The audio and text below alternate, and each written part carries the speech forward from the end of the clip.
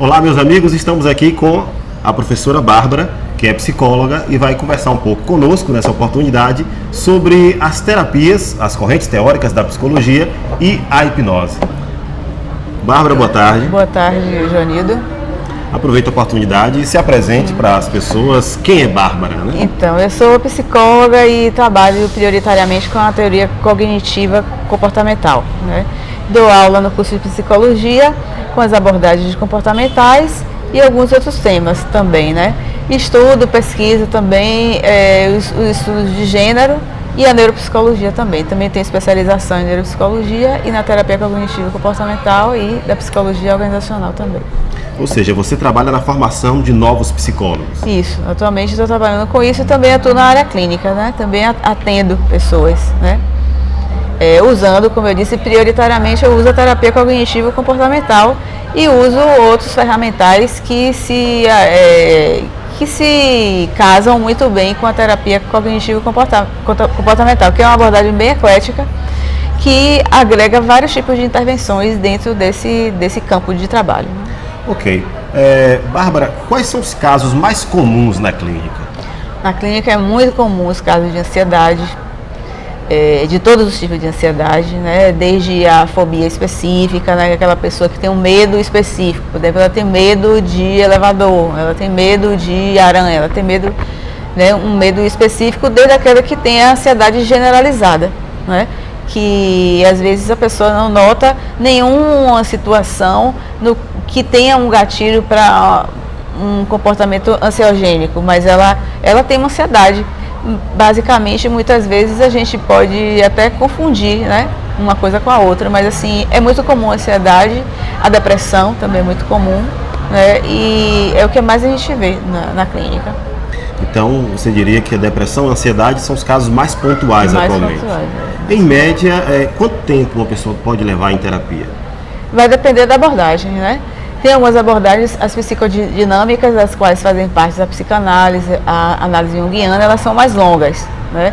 Ela não tem, assim, uma perspectiva de tempo.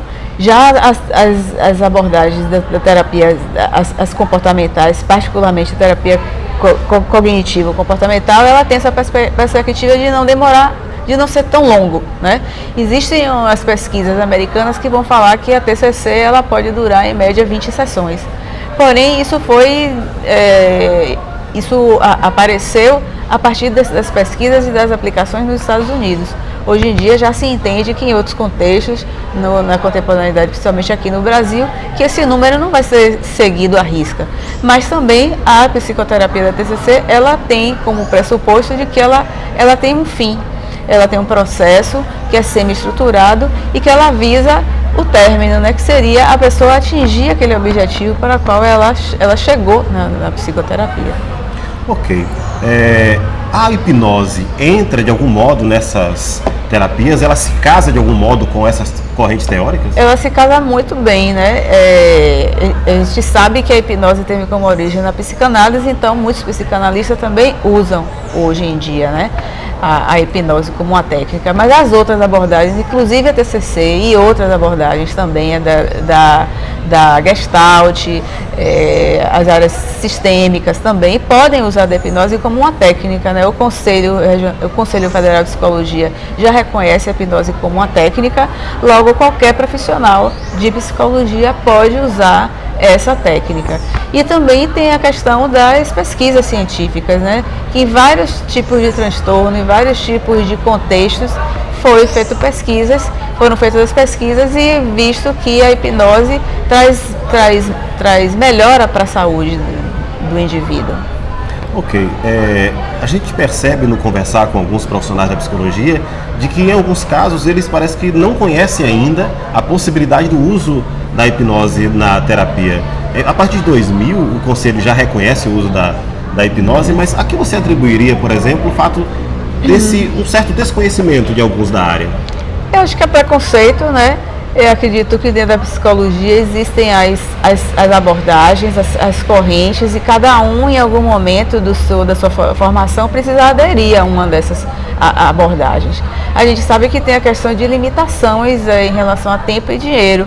Então, muitas vezes uma pessoa vai estudar, enveredar por um caminho de uma abordagem que, por exemplo, não pratica-se historicamente a hipnose. Só que a pessoa precisa perceber que o contexto do surgimento de várias abordagens são contextos que às vezes não incluíam a hipnose, até porque a hipnose, como você sabe, veio evoluindo ao longo do tempo. Então esses profissionais nos primórdios não incluíam essa técnica, mas hoje em dia a gente sabe que dentro de uma clínica ou em outro contexto também social, institucional, às vezes a gente vai lidar com fenômenos e com pessoas que têm comportamentos ou sofrimento que a gente vai precisar lançar mão de várias técnicas. Então, por exemplo, dentro da TCC, eu vejo que assim, não vai ser o uso da técnica pela técnica, vai ser um uso contextualizado, e muitas vezes você vai trabalhar com o indivíduo num problema pontual com a hipnose, mas você vai trabalhar as outras coisas todas dentro de um processo psicoterápico que já se espera. Por exemplo, na TCC eu vou trabalhar os pensamentos, as emoções e os comportamentos. Dentre o fenômeno que acontece é o comportamento, porque é aquele comportamento que o indivíduo acha que não está fazendo bem. Então, quando ele chega e diz, olha, eu estou com um comportamento de ansiedade ou com pânico que não está me fazendo bem. E aí você vai, às vezes, observar dentro da entrevista, de história de vida dele, que, por exemplo, ele sofreu um assalto e ele não consegue mais sair na rua.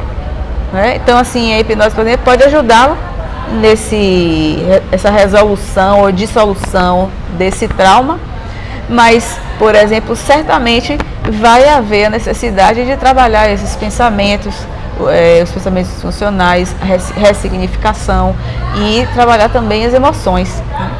Ok. Atualmente você leciona na faculdade... Na FAMEC. FAMEC. Onde fica a FAMEC? Faculdade Metropolitana de Camaçari, fica em Camaçari, né, numa rua principal de Camaçari, na Avenida Jorge Amado, onde eu dou aula atualmente. E atualmente você atende em qual cidade? Eu atendo em Salvador, né, e também atendo em Lauro de Freitas, e posso atender também em Camaçari, aí depende da demanda. Né?